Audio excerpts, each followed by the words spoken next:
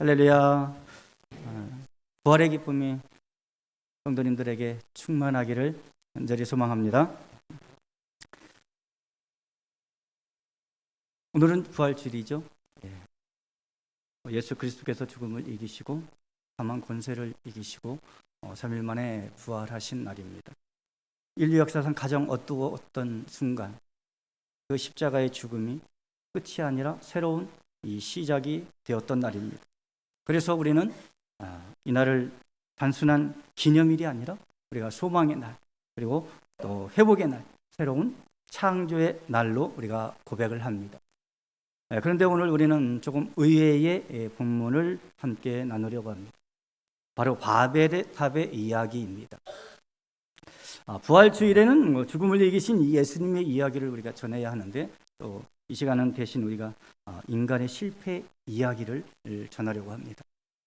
그 이유는 부활이 얼마나 놀라운 사건인지를 우리가 알기 위해서는 인간이 얼마나 무너진 존재인지 우리가 알아야 하기 때문에 그렇습니다.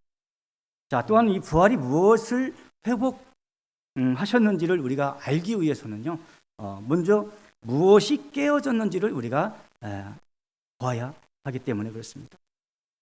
자, 바벨탑은 인간이 하나님이 없이도 스스로 세상을 세울 수 있다라고 믿었던 그러한 이야기입니다. 그리고 동시에 그 시도가 얼마나 정말 허망하게 무너지는지 보여주는 이야기이기도 합니다. 그래서 오늘 우리는 이 바벨탑의 이야기를 통해서 우리 자신을 먼저 돌아보게 될 것이에요. 그리고 그 다음에야 비로소 정말 부활의 의미가 얼마나 깊고 놀라운지 우리가 깨닫게 될 것입니다. 그래서 오늘 우리는 이 두 가지 질문으로 시작해 보려고 합니다. 첫째는 하나님이 없이 세워지는 세상은 어떤 모습인가? 그리고 더 중요한 질문은 그렇게 무너진 세상을 하나님은 어떻게 다시 세우시는가? 자, 여러분, 이 질문은 단지 그 당시의 사람들에 대한 질문이 아닙니다. 지금 우리가 살아가는 이 세상에 대한 질문입니다. 또한 우리 자신의 삶에 대한 또한 질문이기도 한 것이죠. 우리는 지금도 무언가를 세우며 살아가고 있습니다. 가정을 세우고 또 일터에서 또 사업을, 또 직장의 일을 세우고 미래를 세우고 또 자기 이름을 세우며 우리는 살아갑니다. 그런 모든 것 중심에 하나님이 계신가? 아니면 내가 중심에 서 있는가? 하는 질문인 것이죠. 오늘 말씀을 통해서 우리의 삶을 다시 한번 점검해보고 부활하신 주님께서 무너진 우리의 삶을 다시 세우시는지를, 어떻게 세우시는지를 깊이 경험하는 시간이 되기를 원합니다. 자, 홍수 이후에 이제 세상은 조용히 다시 시작되고 있었습니다. 물은 물러갔고 땅은 드러났고 사람들은 새로운 삶을 시작했습니다. 자, 처음에는 하나님을 의식하며 살았을 것이에요. 홍수의 기억이 아직 생생했기 때문입니다. 하나님이 아니면 우리는 살 수 없다라는 그 두려움과 경외함이 그들의 삶 속에 남아 있었을 것입니다. 그런데 시간이 흐릅니다. 홍수의 기억이 점점 흐르고 점점 흐려지고 또 하나님에 대한 긴장감도 서서히 사라지게 됩니다. 그리고 어느 날 사람들이 한 곳에 모이게 돼요. 바로 시날 평지에 모이게 됩니다. 자, 넓고 평평한 땅이었고 무언가를 시작하기에 너무나도 좋은 자리였습니다. 사람들은 서로를 보면서 말하기를 시작하지요. 자, 우리가 벽돌을 만들어 단단히 굽자. 진흙 대신에 우리가 역청을 쓰자. 그들은 흙을 빚어서 벽돌을 만들고 또 불에 구워 단단하게 만듭니다. 이제 그들은 더 이상 자연에 의존하는 존재가 아닙니다. 스스로 만들어낼 수 있는 존재가 되었다는 것이죠.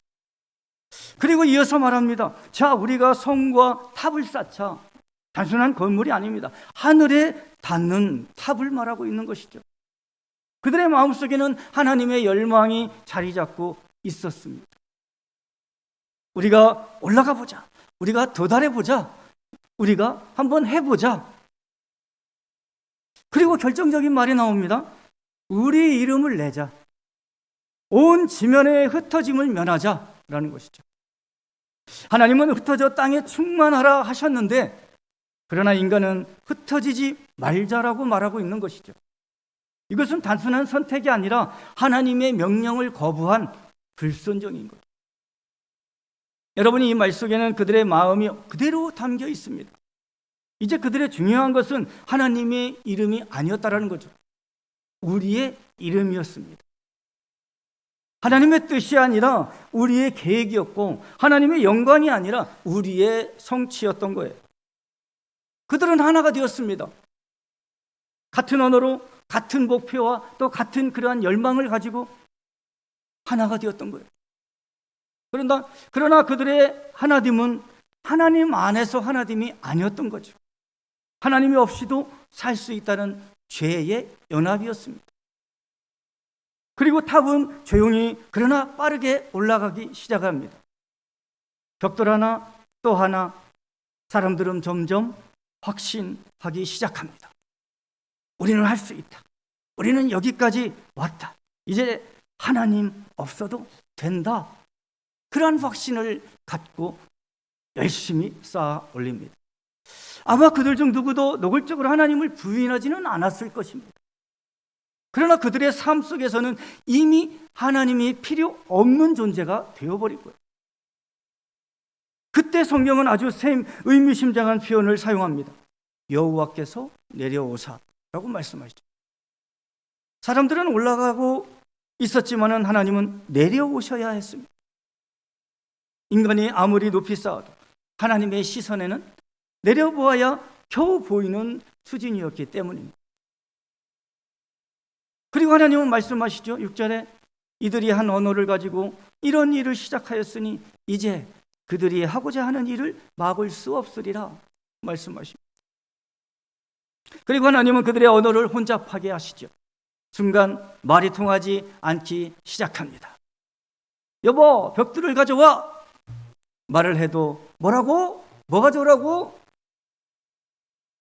서로 알아듣지 못합니다. 여기를 쌓아야 된다니까? 어디 여기? 저기? 헤매입니다. 협력이 깨진 거예요. 질서가 무너진 거예요. 사람들 사이에 이제 혼잡이 일어난 것입니다. 결국 그들은 더 이상 함께할 수 없게 됩니다. 그리고 흩어져요. 그들이 그토록 두려워했던 바로 그 일, 흩어짐이 현실이 되는 거예요. 그리고 그 탑은 완성되지 못한 채 그 자리에 남겨집니다. 사람들은 그 이름을 뭐라고 합니까? 바벨이라 불렀습니다. 즉 혼잡하고 무너짐과 그리고 인간의 한계를 말하는 것이죠. 이것이 바로 하나님이 없이 세워진 세상의 결말입니다. 우리는 이 장면을 보면서 처음에는 이렇게 생각할 수 있겠습니다. 아, 저 사람들은 뭐 하나님이 없이 살려고 하니까 뭐 저렇게 되겠지. 그러니까 하나님을 잘 믿어야지. 그런데 정말 그럴까요? 우리가 조금 더 깊이 들어가 보면 이 이야기는 남의 이야기가 아닌 거예요. 바로 우리의 이야기죠. 바벨탑의 문제는 단순히 높은 탑을 쌓는 것이 아닙니다. 하나님이 없이도 살 수 있다고 믿는 거예요. 하나님이 없이도 내 인생을 충분히 세울 수 있다는 것은 착각이죠. 성경은 분명히 말씀하지 않습니까? 야고보서 4장 6절에 보면 하나님이 교만한 자를 대적하시고 겸손한 자에게 은혜를 주신다라고 하였습니다. 여러분, 우리는 하나님을 부인하진 않습니다. 아멘이시죠? 네, 우리는 하나님 부인하지 않으시죠? 맞아요. 그러나 문제가 뭡니까? 하나님을 필요 없게 만드는 삶이에요. 부인하지는 않아요. 근데 하나님을 필요 없게 만드는 그 삶이 살아가고 있다는 거죠, 우리가. 이것이 문제예요. 우리는 동시에 하나님을 믿는다고 말하지만 동시에 하나님이 없어도 돌아가는 삶의 구조를 만들어 간다는 거예요. 어떠한 계획을 세울 때도 하루를 우리가 살아갈 때도 마찬가지고 어떠한 중요한 선택을 할 때도 마찬가지예요. 우리는 이미 하나님을 의식하기보다 이미 내 방식과 내 기준 안에서요, 삶을 내 스스로 운영하며 살아가고 있다는 거예요. 이것이 바로 우리가 쌓고 있는 바벨탑이에요. 하나님을 부정하지 않아요, 우리 절대로. 근데 어느 순간에 하나님을 없이도 살아갈 수 있는 모든 환경들이 만들어지다 보니까 우리가 하나님을 잃어버리게 됩니다. 말로는 절대 그렇게 하진 않죠. 바벨탑은 하루아침에 세워지지 않습니다. 벽돌 하나하나 조금씩 쌓였어요. 우리의 삶도 마찬가지라는 거죠. 하나님 없이 지나간 하루, 또 내린 선택, 하나님 없이 이루어낸 어떠한 결과들, 조금씩 쌓여가는 것이에요. 그래서 하나님 없이도 괜찮은 삶을 만들어가게 된다. 그리고 어느 순간에 우리는 말로는 고백하지를 않지만 삶으로 나는 여기까지 혼자서 왔다라고 말하죠. 말은 안 해요. 근데 그 삶으로 그렇게 고백이 나타난다는 거죠. 하나님 없이도 혼자서 왔다. 말로는 절대 그렇지 않습니다. 말로 그러면 뭐라고 하겠습니까? 교만하다 보니까. 그래서 말로는 안 하는데 내가 살아온 삶을 보면 하나님 없이도 괜찮은 삶을 그렇게 살아가고 있는 거예요. 여러분, 바벨탑이 무너진 이유가 무엇입니까? 그들이 기술이 부족해서 무너졌습니까? 하나님이 없었기 때문에 그래요. 그리고 이것은 오늘 우리의 삶에도 그대로 적용되는 거예요. 겉으로는 정말 잘 세워진 것 같지만 하나님이 빠져있는 그러한 삶은 결국 무너질 수밖에 없는 것이죠. 왜냐하면 하나님 없이 세운 것은 결코 영원할 수 없기 때문에 그렇습니다. 그래서 오늘 우리는 이 질문을 해봐야 되는 거예요. 나는 지금 정말 누구의 이름을 위해서 살아가고 있는가? 나는 하나님 없이도 정말 괜찮다라고 착각하고 있지는 않는가? 이 질문 앞에 서는 순간 우리는 깨닫게 되는 것이죠. 바벨은 저기 있는 것이 아니라 바로 내 안에 있다는 사실을 우리는 깨닫게 되는 거예요. 우리 시대를 돌아보시면 그 어느 때보다 정말 강력한 이 바벨의 시대를 우리가 살아가고 있는 것을 여러분들이 보시고 또 깨닫고 있지 않습니까? 기술이 아주 눈부시게 발전했고 지식은 넘쳐나고 이전에는 정말 상상할 수 없었던 그런 것들까지 이루어내는 그런 삶을 살아가고 있는 거예요. 특별히 우리는 지금 인공 시대를 살아가고 있지 않습니까? AI 시대. 이제 사람들이 해야 할 많은 일들을 이 기계가 대신해주는 그런 시대를 살아가고 있어요. 정보를 찾는 것도 마찬가지고 글을 쓰는 것도 마찬가지고 심지어 판단을 내리는 것까지 점점 인간이 아닌 이 시스템이 다 대신을 하고 있다는 거예요. 얼마 전 한 유튜브를 보게 되었는데 예전에 이제 그 프로그램에 장수 퀴즈라는 프로그램이 있었어요. 서세원하고 신은경 씨가 나와서 하는 사회. 너무나 재밌어요, 그거 보면. 근데 이게 이제 종방되고 이제 유튜브에서 이제 나오길래 한번 보게 됐는데 어느 할머니의 이런 이야기를 하시더라고요. 한겨울에 시냇가에서 빨래를 해야 하는데 손이 너무 시려워서 소변을 받아서 손을 녹이며 빨래를 하셨다고 고백을 하시대요. 정말 깜짝 놀랐습니다. 그 이야기를 들으면서 그때는 정말 살기가 얼마나 힘들었을까, 그죠? 그런데 세월이 지났어요. 세월이 지나서 이제는 세탁기가 들어오고 또 각종 가전제품들이 이렇게 등장을 하면서 점점 삶은 더 편리해지고 그리고 이제는 그 이상을 넘어서서 이제 로봇이 대신해서 일해주는 시대, 그 시대가 온 거예요. 사람들은 말합니다. 이제는 무엇이든 할 수 있다. 이제는 더 이상 한계가 없다. 여러분, 어디서 많이 들어본 말 아닙니까? 이런 말은? 우리가 하늘에 탑을 쌓자라는 말이죠. 바벨탑을 쌓던 사람들의 언어와 너무나도 닮아 있는 거예요. 문제는 기술이 아니었던 거예요. 발전도 아니었어요. 문제는 그 발전 속에서 하나님이 없이도 살 수 있다라고 느끼기 시작하는 그 인간의 마음. 그것이 바로 우리가 쌓고 있는 바벨탑입니다. 기술이 발전할수록 사람들은 점점 더 하나님이 없이도 살 수 있다고 느끼기 시작을 한다는 거죠. 기도하지 않아도 답을 찾을 수 있고 또 기다리지 않아도 결과를 얻을 수 있고 하나님께 묻지 않아도 내가 원하는 방향으로 삶을 설계할 수 있다라고 생각을 하는 거예요. 그 결과가 무엇일까요? 겉으로는 아주 더 편리해졌고 더 빠르고 더 강해졌지만 마음은 더 공허해지는 거예요. 또 관계는 더 깨어지고 신앙은 더 약해진다라는 거죠. 왜 그렇습니까? 하나님이 없는 세상을 세우고 있기 때문에 그런 거예요. 문제는 세상만의 이야기가 아니에요. 우리 교회 안에도 동일하게 나타날 수 있는 거예요. 제가 예전에 주부에 대해서 한번 말씀을 드린 적이 있습니다. 기억나시죠? 주부를 보면 하나님의 이름보다 사람의 이름이 더 많이 드러난다라고 한번 말씀드린 적이 있어요. 누가 봉사를 했고 누가 헌금을 했고 누가 무엇을 했는지 더 강조되고 있는, 정작 하나님은 흐릿해 보이는 그런 것을 느낄 때가 있다는 거죠.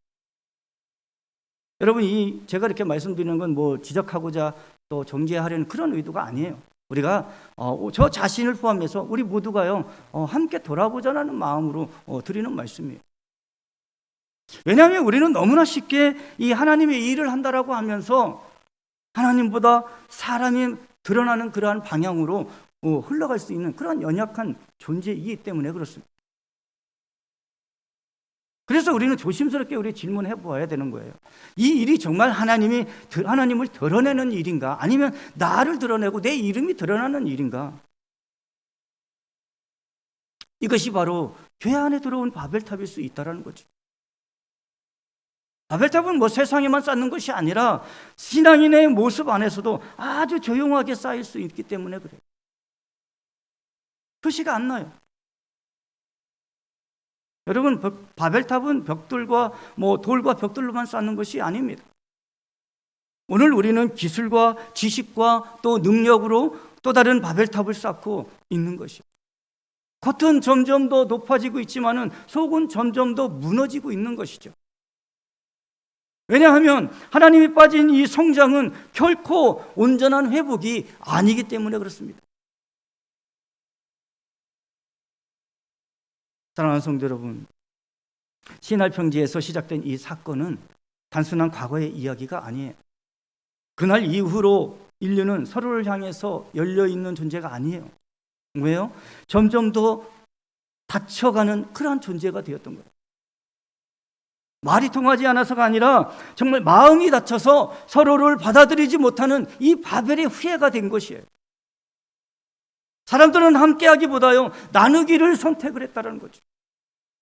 이해하기보다 자기 세계를 지키는 것을 선택을 했다는 거예요.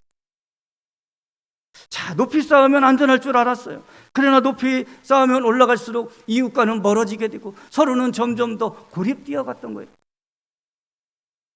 결국 바벨은 함께 있음을 잃어버린 그런 인류의 시작이었던 것이죠. 그때 하나님이 내려오셨습니다. 그러나 그 내려오심은 구원이 아니라 심판이었던 거예요. 언어를 혼잡하게 하시고 사람들을 온 땅에 흩어버리셨습니다. 왜 그렇게 하셨습니까? 하나님이 없이 세워진 하나님은 결코 참된 하나님이 아니기 때문에 그렇습니다. 그래서 바벨의 이야기는 그렇게 끝이 난 거예요. 인간은 올라가려고 했지만은 하나님 없이 쌓은 모든 것은 무너졌고 결국 흩어지고 말았던 것입니다. 그런데 여러분, 하나님은 이 흩어진 세상을 그대로 두지 않으셨다라는 사실이에요. 하나님은 또 한 번 내려오십니다. 이번에는 심판이 아니라 구원을 위해서 내려오셨어요. 그분이 바로 예수 그리스도이십니다. 사람들은 하늘 닿기 위해 올라가려 했지만은 하나님은 우리를 만나기 위해 하늘에서 땅으로 내려오셨습니다.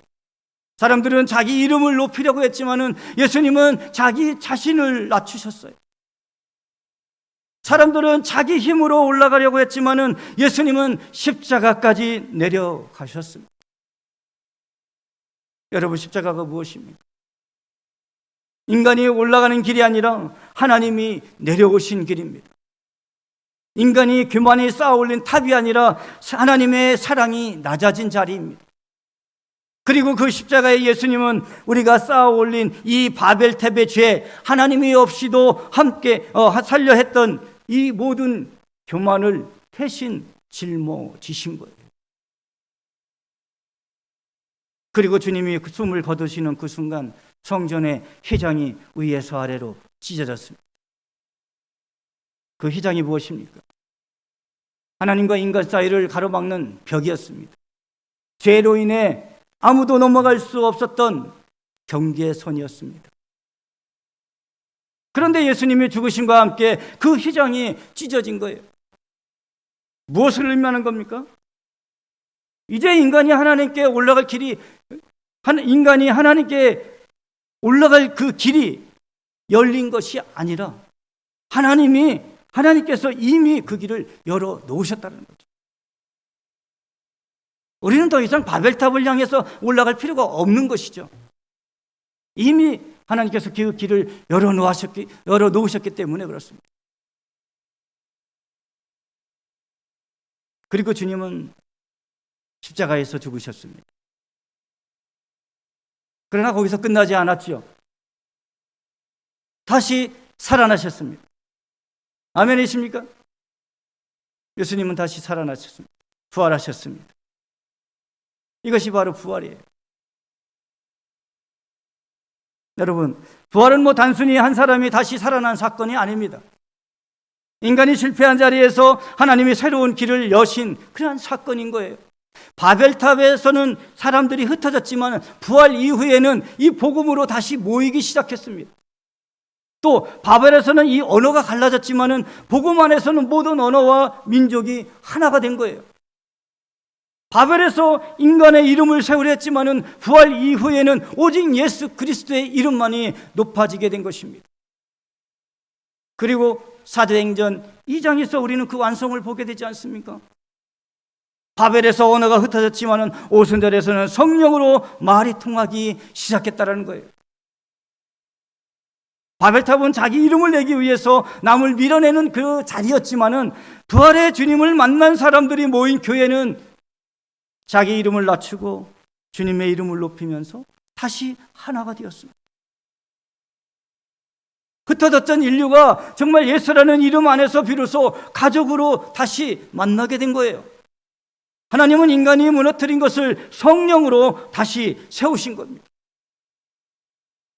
여러분, 인간이 올라가 만든 세계는 무너졌지만요, 하나님이 내려오셔서 이루신 구원은 무너지지 않습니다. 이것이 복음이고 이것이 우리가 믿는 부활의 능력인 줄 믿습니다. 이제 우리는 선택을 해야 되는 거예요. 계속해서 바벨의 길을 갈 것입니까? 아니면 십자가의 길을 가실 겁니까?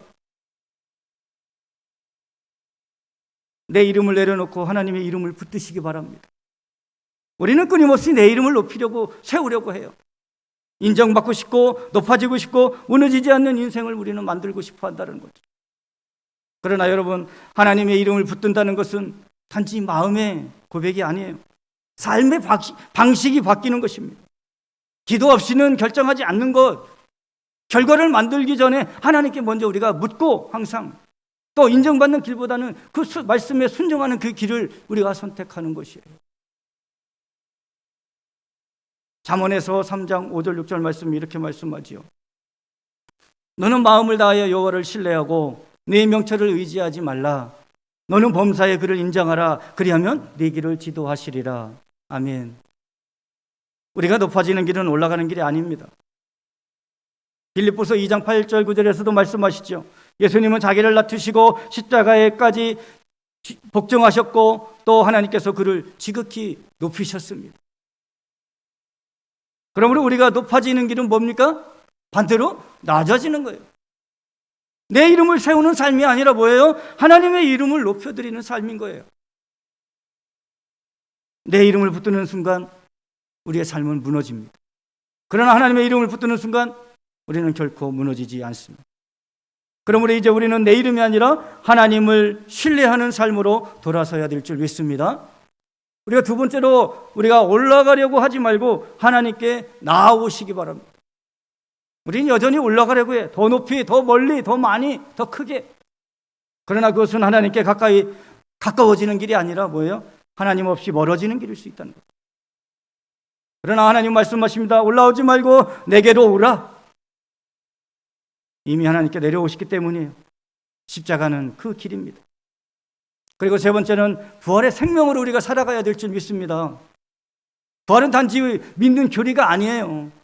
살아내는 삶이에요. 하나님이 없이도 돌아가는 삶이 아니라 하나님이 없이는 살 수 없는 삶. 내 힘으로는 버티는 삶이 아니라 정말 하나님이 살리는 그러한 삶. 이것이 부활의 삶인 거예요. 그러므로 하나님의 이름을 붙들고 부활의 생명으로 살아가시는 저와 여러분들 되시기를 간절히 소망합니다. 말씀을 마무리하겠습니다. 여러분, 바벨탑은 무너졌어요. 그러나 십자가는 무너지지 않았습니다. 바벨은 흩어졌습니다. 그러나 부활은 다시 모이게 했습니다. 바벨은 인간의 이름을 남기려 했지만 그러나 부활은 우리의 하나님의 이름을 드러내셨습니다. 그렇다면 여러분들은 지금 무엇을 쌓고 있습니까? 내 이름입니까? 아니면 하나님의 이름입니까? 여러분, 오늘 부활주일 다시 한번 우리가 선택해 보시기 바랍니다.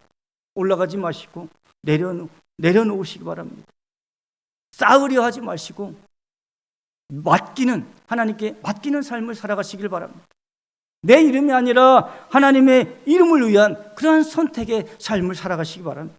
그때 하나님은 우리의 인생을 붙드시고요, 다시 세워주실 줄 믿습니다.